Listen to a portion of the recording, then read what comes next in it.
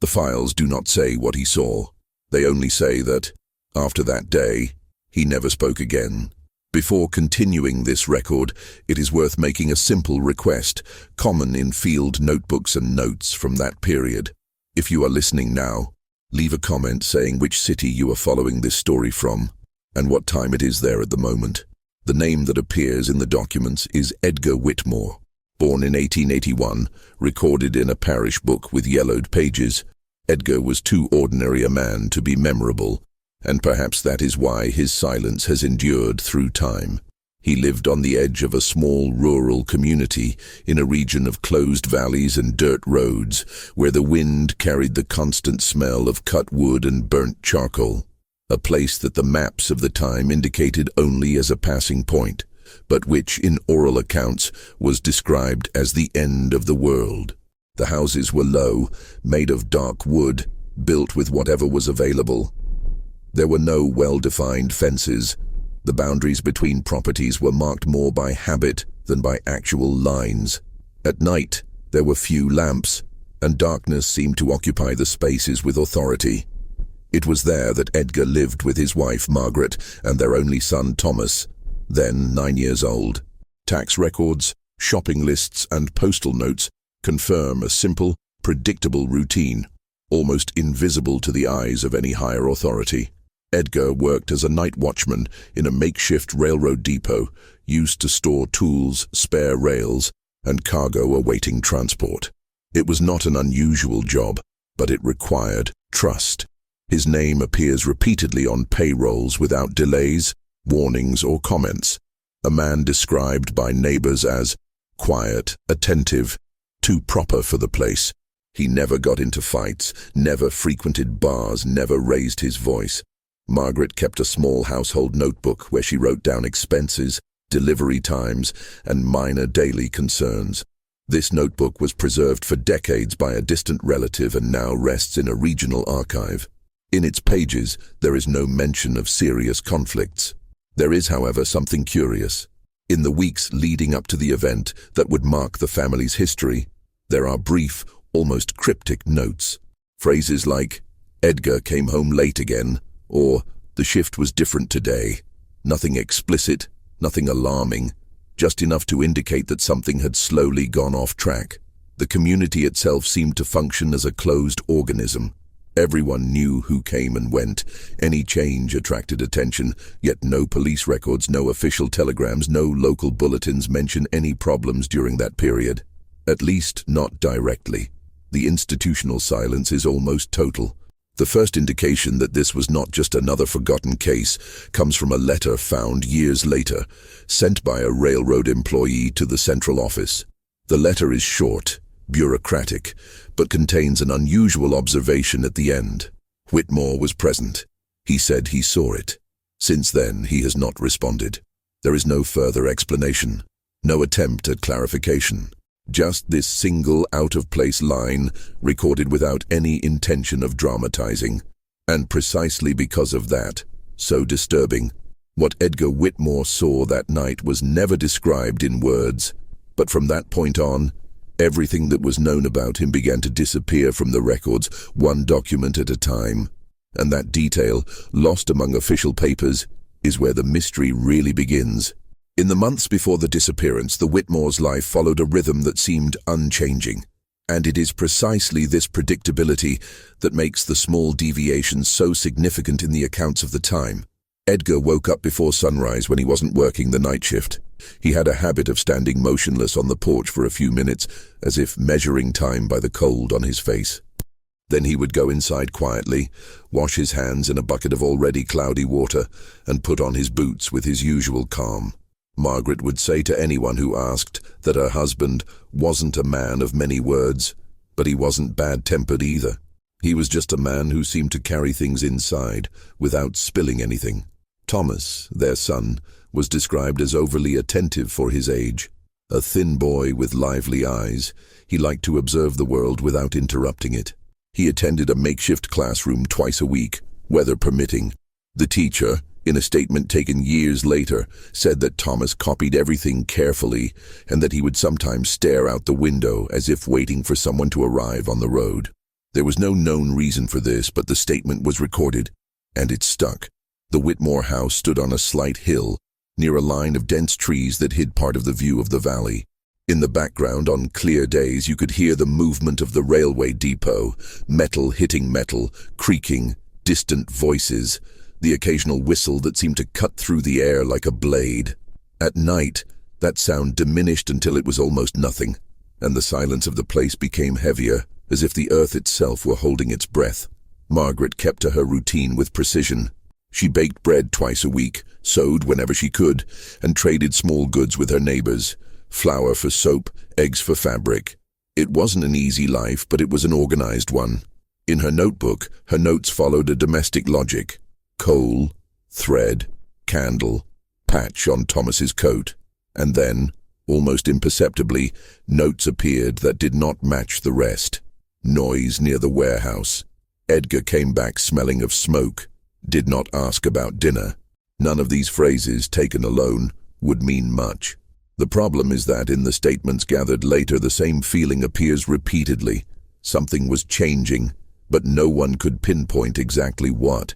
A neighbor named Caleb Harlan, an elderly man with a tough reputation, reported that Edgar began to walk around the house more before leaving for his shift. He didn't walk like someone looking for something lost. He walked as if checking something. He would stop, look into the darkness, and only then continue on his way. Caleb said this without embellishment, as if describing the weather. He started looking too much. Another detail emerges from the warehouse records. There is a logbook for incoming and outgoing materials, a technical document cold, with no room for drama. On 2 occasions, Edgar's name appears associated with an unusual observation: extended shift and unplanned replacement. It was not illegal, nor was it rare, but it drew attention because there was no explanation. Edgar was not the kind of man who extended his shift of his own accord. He did what was necessary and went home. And then there is the episode on Sunday. It was reported by 2 different people years later, without either knowing about the other's statement. That Sunday, Edgar had gone with Margaret and Thomas to the small village store, a place where everyone saw each other. Margaret was talking to a neighbor. Thomas stood near the door, fiddling with a piece of string. Edgar, however, reportedly stopped in front of the bulletin board, where job ads, train notices, and railroad announcements were posted, and stared at a newly posted sheet. No one recorded what was written on that sheet. It was not found in the archives, but one of the witnesses said that Edgar read and reread it, as if trying to make sure of every line. Then he tore it off. He put it in his pocket, and he left without looking back. Margaret didn't mention this in her notebook. She only wrote that night. Edgar didn't sleep. Years later, as an adult, Thomas told a local researcher that during that week, his father began asking him to lock the door early, not fearfully, firmly, as if it were a rule. And on one particular night, Thomas heard Edgar and Margaret talking quietly in the kitchen. He didn't understand the words, but he remembered the long pause in the middle of the conversation, as if one of them had said something the other didn't want to accept. On paper, everything still seemed normal. No reports, no bulletins, no headlines. But in real life, the kind that isn't well documented, the Witmore home was becoming quieter than it should have been. And it is in this silence that the first concrete sign of a rupture appears. In the week of the disappearance, Margaret's household notebook has no entries for 3 days in a row. For a woman who wrote down even the number of candles, 3 blank days were more than an oversight. And when the entries resume, there is only one short sentence written forcefully, as if her hand had trembled. He said he saw it again. The night of the disappearance did not begin with any omens. On the contrary, the records indicate an almost offensive normality, as if the world had decided to move on without announcing what was about to happen.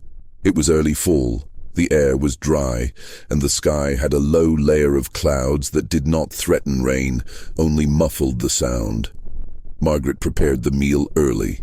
Stale bread softened in broth, a little salted meat, warm water. Thomas ate in silence. Edgar barely touched his plate.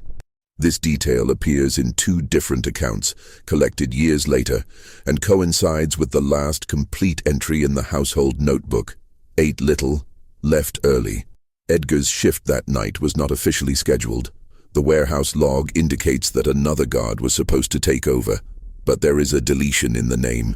Not a formal correction, just a line through the name, followed by Edgar's name written in hasty handwriting. There is no signature next to it, just the dry entry, marked at 7:20 p.m. The path to the depot was familiar, a dirt track hardened by use, bordered by low bushes and trees too tall to allow the moonlight to reach the ground. Edgar used to walk it with steady steps, counting the time more by the sound of his boots than by his watch. That night, according to a resident who lived further down the valley, he passed by faster than usual. He didn't look. He didn't say hello. He just kept going. The railroad depot was a simple building, made of thick wood and metal tiles, resting on an uneven stone foundation. There was only one main door, a narrow window at the back, and a lantern fixed to the outside wall. The maintenance log indicates that this lantern was refueled that afternoon. Therefore, when Edgar arrived, the place was lit, dimly but enough. The last confirmed sound is that of metal being moved. An employee working on a distant section of the line reported hearing the noise around 8 p.m. It did not sound like an accident. It sounded like intentional movement. After that, nothing. No whistle, no voices, no routine signals. What is known next comes from fragmented reconstructions. Around 9 p.m., a freight train passed through the section without stopping. The engineer reported years later that he saw the warehouse light on, something normal, but also stated that the door was open. This was unusual. Edgar was known to keep it closed even on hot nights. This detail was lost for decades until it was rediscovered in a marginal statement attached to a larger report. At the Witmore house, Margaret noticed his absence when the clock struck 11. Edgar was never late without warning. She tried to remain calm. She added wood to the stove. She sat down. She waited. Thomas was asleep. The silence in the house began to stretch uncomfortably, as if time had slowed down. Around midnight, Margaret heard a sound coming from the direction of the valley. It wasn't a scream. It wasn't a gunshot. It was something lower, irregular, like wood being dragged or something heavy scraping the floor. The sound was short-lived. Then nothing. She didn't leave the house. The next morning, Edgar did not return. The shed was found open. The lantern was still burning, with a low, unstable flame, a sign that it had been lit all night. Inside, there were no clear signs of a struggle. No tools were obviously out of place. There were no obvious marks on the dirt floor. Only one detail, which at first glance seemed insignificant. One of the floorboards was slightly displaced, as if it had been removed and hastily replaced. The logbook for that day ends with Edgar's entry. There is no marked exit. There are no additional comments, no signature. The initial searches were timid. 2 men searched the immediate surroundings. Another followed part of the trail. Nothing was found. There were no clear footprints. The ground was too dry to register clear marks. The valley seemed to have swallowed any trace. It was then that a detail emerged. Small, almost discarded. Near the line of trees behind the warehouse, a handkerchief was found stuck to a low branch. Margaret recognized the fabric immediately. It was an ordinary cloth, without initials, but she herself had sewn a small, reinforced hem in one of the corners. The handkerchief was dirty with soot, not dirt. This object was collected, catalogued, and stored with Edgar's few belongings. It explained nothing. It pointed in no direction. It indicated no violence. It only confirmed one thing. He had been there, off his usual route. Days later, while reviewing the interior of the warehouse more closely, an inspector noticed something that was not included in the initial reports. Under the displaced plank, there was a shallow, improvised cavity, as if someone had tried to hide something or check if something was still there. The cavity was empty, and the only additional note made that day, written in the margin of an official form, simply said, "Witmore was present. He said he saw it." There was no date next to it. There was no signature. It was the last confirmed evidence before Edgar Witmore disappeared completely from the records, not as a body, not as a fugitive, but as someone who simply left the visible world. The community's reaction was restrained, almost formal, as if everyone knew there were limits to what could be said aloud. In the early days, men took turns conducting brief searches around the warehouse and along the nearby trails. There was no widespread mobilization. There were no posters. The disappearance of a night watchman in a place accustomed to swallowing stories did not seem enough to break the collective routine. The railroad authorities sent a representative 2 days later. He walked through the building, took quick notes, and collected the logbook. He spoke with 3 people, all chosen for convenience. The report produced is short, dry, and ends with the standard conclusion: no conclusive evidence. There is no recommendation for further investigation. There is no mention of the cavity under the floor. There is no reference to the scarf. Margaret was heard only once. The testimony was recorded by a local clerk whose irregular handwriting makes it difficult to read. She described her husband as a man who didn't make things up. She said that he had commented days earlier that something in the shed wasn't as it should be. When asked what that meant, she replied only, "He didn't explain." The clerk wrote down the sentence and moved on to the next question. The boy Thomas was kept out of the interrogations. Still, his behavior attracted attention. A neighbor reported that in the following weeks, he began to avoid the path that led to the valley. He took long detours to get to the makeshift school. When asked, he would only say that there was an echo there. There was no measurable echo at the site, but the comment was remembered. Rumors arose, as they always do when answers are lacking. Some said that Edgar had gotten involved in something he shouldn't have. Others insinuated that he had seen irregular movements connected to the railroad, unregistered cargo, diverted materials, men who appeared at night and left no name. None of these versions were confirmed. None were formally denied. What does exist, in fact, are later documents that discreetly change the tone. Months after the disappearance, an internal railroad memo recommends the reorganization of the local warehouse and the removal of temporary and obsolete structures. Shortly thereafter, the building was dismantled. The boards were reused. The floor was removed. There is no photographic record of the interior before demolition. The land was leveled. Among the preserved papers is a letter that was never sent, found years later among the personal documents of a middle manager. The text is brief, written in pencil, and seems more like a draft than a formal complaint. In it, the author mentions a nighttime check and states that Witmore noticed before anyone else. Then there is a sentence interrupted in the middle, as if the writer had given up on continuing. Margaret remained in the house for just over a year. Then she moved with her son to the home of distant relatives. She never spoke publicly about the matter again. Her household notebook ends abruptly. The last page contains only one entry, made weeks after the disappearance. Stop waiting. Decades later, when a local researcher gathered testimonies for a historical survey of the region, he managed to locate Thomas as an adult. The interview was short. Thomas agreed to confirm dates, names, and movements. He refused to speculate.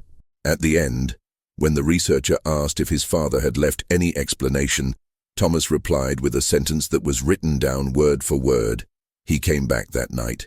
The researcher asked him to explain. Thomas just repeated, "He came back." Then he ended the conversation. There is no official record of Edgar Witmore's return. No subsequent entries in hospital, church, or registry books. No witnesses claim to have seen him unequivocally. Still, the phrase remains there, recorded without context, supported only by the conviction of the person who said it. And that is where the documents fail to answer and merely suggest. Because if Edgar returned, he did not return to the world that kept records. And if he did not return, someone had to ensure that certain things were never sought in the right place. The silence that followed was not accidental. It was organized. When the documents run out, all that remains is the space between the lines. It is in this space that this case remains, suspended, decades later. When revisiting the files on Edgar Witmore, what stands out most is not the absence of a body, nor the lack of a confession, nor even the disappearance itself, It is how the world around him seems to have quickly adjusted to move on, as if the lingering question were more uncomfortable than the loss of a man. The official records close the case with neutral phrases. Unknown destination.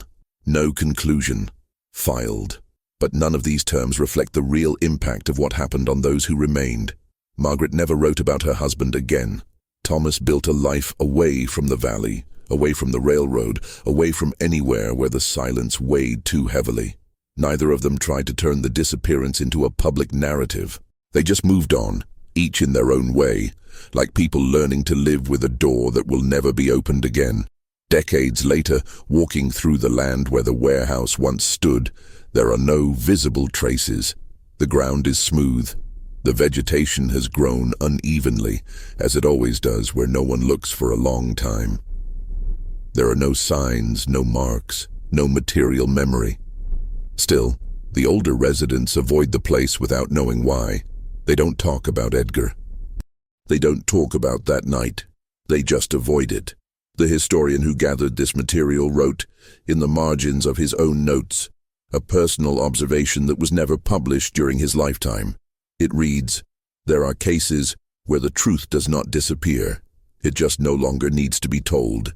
This sentence explains nothing, but it is perhaps the most honest in the entire archive. Everything indicates that Edgar Witmore saw something that was not meant to remain visible. Not something extraordinary, not something supernatural, but something too human, too concrete, too compromising to fit into reports. The kind of thing that does not require an explicit threat. Understanding is enough. Silence is enough. If he returned that night, as his son claimed, then he returned different. Not because he was transformed, but because he understood. And understanding sometimes takes a higher toll than fear. The files do not say where Edgar is buried. They do not say if he left of his own accord. They do not say if someone helped him disappear, or if they just made sure he was not sought after. What they do say, indirectly, repeatedly, almost involuntarily, is that after that shift, no one asked questions in the wrong place anymore, perhaps because they knew the answer, perhaps because they understood that some truths do not need witnesses to continue to exist, perhaps because one man's silence was more effective than any accusation. Today, rereading these old papers, there is an uncomfortable feeling that Edgar Witmore was not erased by time, but preserved by it. Frozen at that exact moment when he saw everything and decided to say nothing. And sometimes, what is most frightening is not what disappears, but what remains silent forever.